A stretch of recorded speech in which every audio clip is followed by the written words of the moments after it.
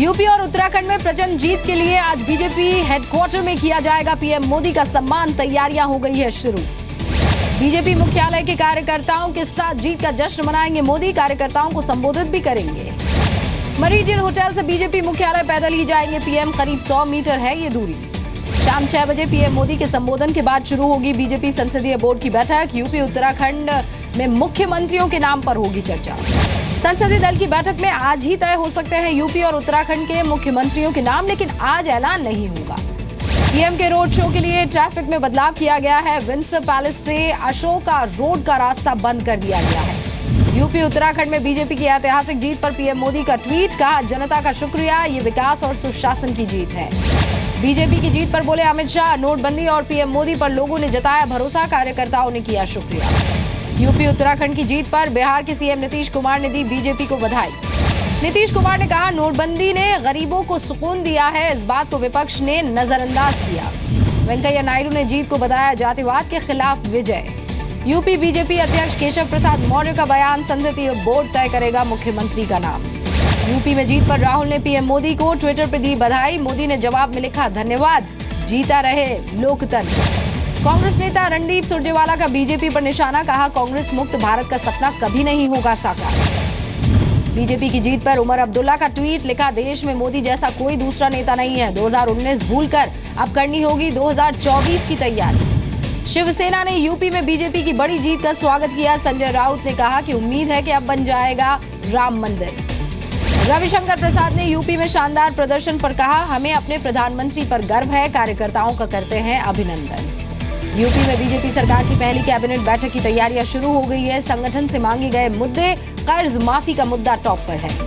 अखिलेश यादव ने दिया यूपी के सीएम पद से इस्तीफा। कहा, ईवीएम पर उठे सवालों की जांच हो। समाजवादी पार्टी के नेता शिवपाल यादव का बयान, राजनीति में हार जीत लगी रहती है, नतीजों की समीक्षा करेंगे।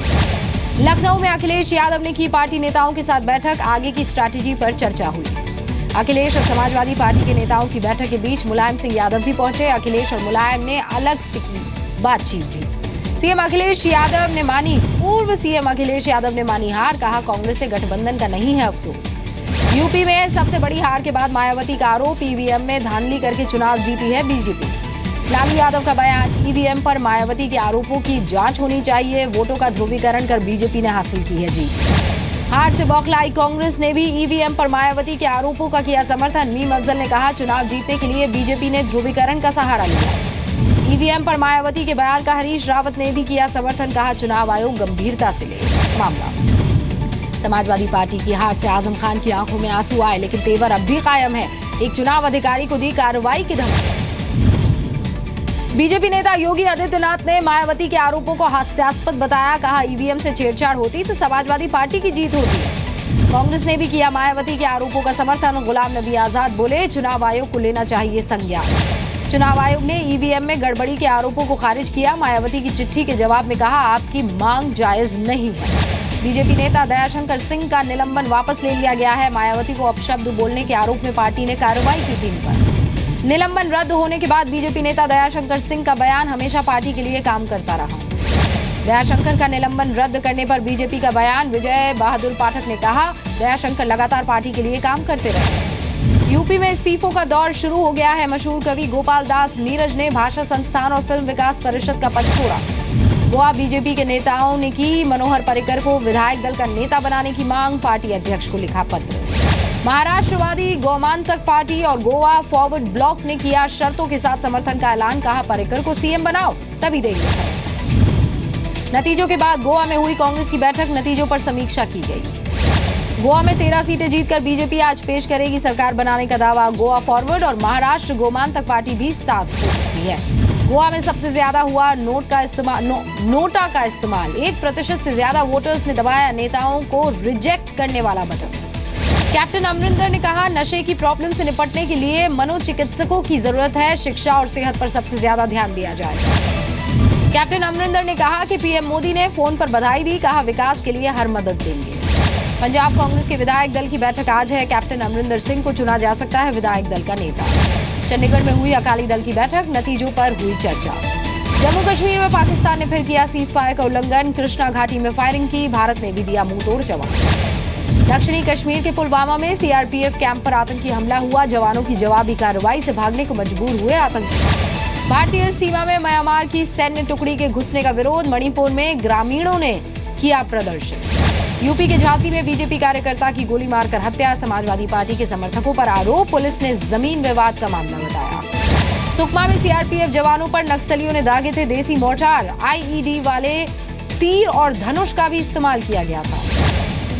छत्तीसगढ़ के सुकमा में शहीद सीआरपीएफ जवानों का अंतिम संस्कार होगा। आज सीआरपीएफ महानिदेशक करेंगे सुकमा का दौरा। नैनीताल में शहीद के घर में शोक की लहर है। सुकमा हमले में शहीद हुए थे हीरा बल्लभ भट्ट। छत्तीसगढ़ के सुकमा में नक्सलियों ने किया था हमला। हमले में सीआरपीएफ के 12 जवान शहीद। झारखंड के चाईबासा में मुठभेड़ हुई है। पुलिस ने 2 उग्रवादियों को मार गिराया है, एक को जिंदा पकड़ा गया है। रघुवंश प्रसाद को लेकर फिर जेडीयू और आरजेडी में तनातनी है। जेडीयू प्रवक्ता ने कहा, रघुवंश से कब तक गाली सुनवाएंगे लागू। बिहार के बक्सर में आपसी विवाद में चली गोली, एक महिला घायल, 2 आरोपी गिरफ्तार हो गए। दिल्ली में बीएमडब्ल्यू से हादसा हुआ है, दीवार तोड़कर घुसी कार।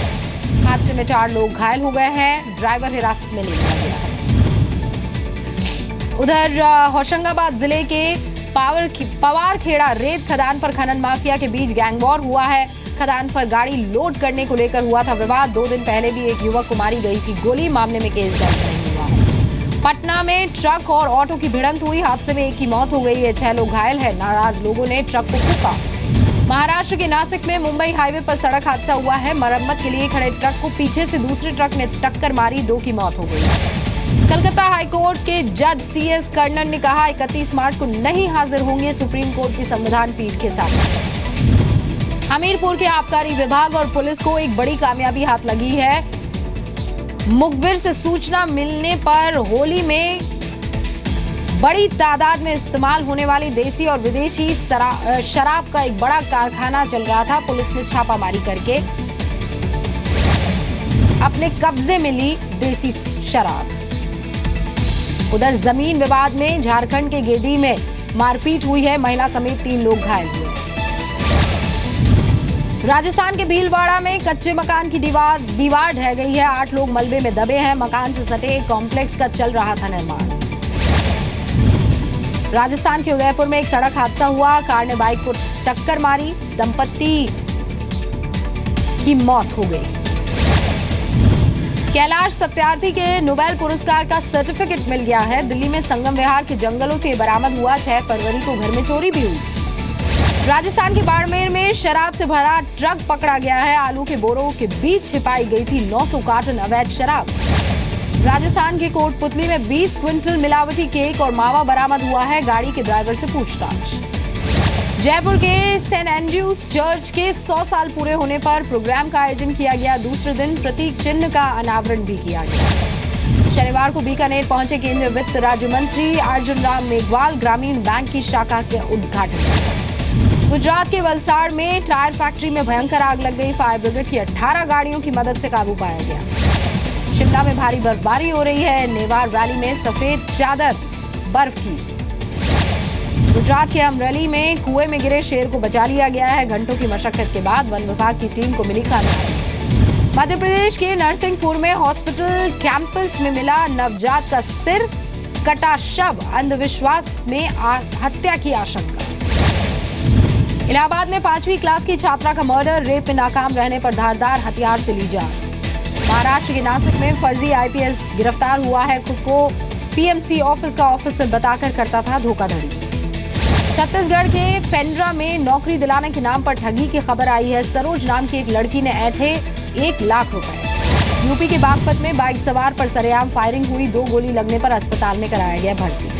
पश्चिम बंगाल के सिलीगुड़ी में करोड़पति के बेटे पर चाकू से हमला। प्रेमिका पर हत्या की साजिश रचने का आरोप है। एमपी के मंदसौर में सोने और चांदी का झांसा देकर ठगने वाले गैंग का पर्दाफाश हुआ है। 4 बदमाश गिरफ्तार हुए हैं। महाराष्ट्र के औरंगाबाद में सामने आया साइबर फ्रॉड। ठगों ने यूपीआई ऐप के जरिए 20 करोड़ रुपए हड़पे। 1214 खातों में लगाई सैं। धर्मनगरी वाराणसी में अब चुनाव के बाद होली की खुमारी है। कवि सम्मेलन भी हुआ। राजस्थान के जोधपुर में होली के रंग में रंग गए हैं विदेशी पर्यटक। स्थानीय लोगों के साथ जमकर खेली होली। उज्जैन के महाकाल मंदिर में फूलों की होली, भस्म आरती के बाद पुजारियों ने श्रद्धालुओं पर बरसाए फूल। होली के रंग में सराबोर है मुंबई भी, एसिड अटैक पीड़ितों ने खेली होली। राजस्थान के भरतपुर में निकाली गई महामूर्खधिराज की शोभा यात्रा, शहर को होली के रंग में सराबोर किया गया। आज पूरे बंगाल में वसंत उत्सव की धूम है। सिलीगुड़ी में वसुंधरा परिसर में बड़े धूमधाम से वसंत उत्सव मनाया गया। राजस्थान के डूंगरपुर में महेंद्र मेमोरियल क्रिकेट प्रतियोगिता का आयोजन किया गया। नवाब क्लब ने फाइनल में महेंद्र क्रिकेट क्लब को हरा दिया। सीरिया की राजधानी दमिश्क में 2 आत्मघाती बम धमाके हुए हैं। 40 इराकी नागरिकों की मौत किसी संगठन ने जिम्मेदारी नहीं ली है। ट्रंप प्रशासन ने अमेरिका में भारतीय अमेरिकी समुदाय के हाई प्रोफाइल अटॉर्नी प्रीत भरारा को पद से हटाया, इस्तीफा देने से इनकार किया था। अमेरिका में व्हाइट हाउस कैंपस के पास एक संदिग्ध को गिरफ्तार किया गया। संदिग्ध के बैग से नहीं मिला कोई आपत्तिजनक सामान। अमेरिका के कैंटकी में उपराष्ट्रपति माइक पेंस का विरोध हो रहा है। ओबामा केयर बिल पर दोबारा विचार की मांग कर रहे हैं। टर्की के अंकारा में नीदरलैंड्स का दूतावास और काउंसलेट सील कर दिया गया है। यूरोपीय संघ में दावेदारी के विवाद से बड़ी बात। इटली के नेपल्स में पुलिस और पब्लिक के बीच झड़प की खबर है। पुलिस ने वाटर कैनन और आंसू गैस के गोलों का इस्तेमाल किया। स्पेन के टेविल संदिग्ध ट्रक से 8 इराकी शरणार्थी पकड़े गए हैं। अवैध तरीके से ब्रिटेन ले जाने की कोशिश हो रही थी। जॉर्जिया की राजधानी तिब्लिसी में कॉन्सर्ट का आयोजन किया गया। यूरोप की मानवाधिकार अदालत के फैसले का स्वागत किया है। ताइवान में न्यूक्लियर एनर्जी के विरोध में प्रदर्शन हुआ है। जापान के न्यूक्लियर प्लांट में हादसे के 6 साल पूरे होने पर मार्च निकाला गया। टर्की में लोगों ने किया प्रदर्शन। डच एम्बेसी के खिलाफ हो रहा है प्रदर्शन। अपनी फिल्म बेगम जान को लेकर बेहद उत्साहित विद्या बालन परिवार को दिखाना चाहती है मूवी का ट्रेलर। महिला दिवस पर विवादित ट्वीट पर राम गोपाल वर्मा ने माफी मांग ली। कहा जो लोग आहत हुए उनसे क्षमा मांगता हूं।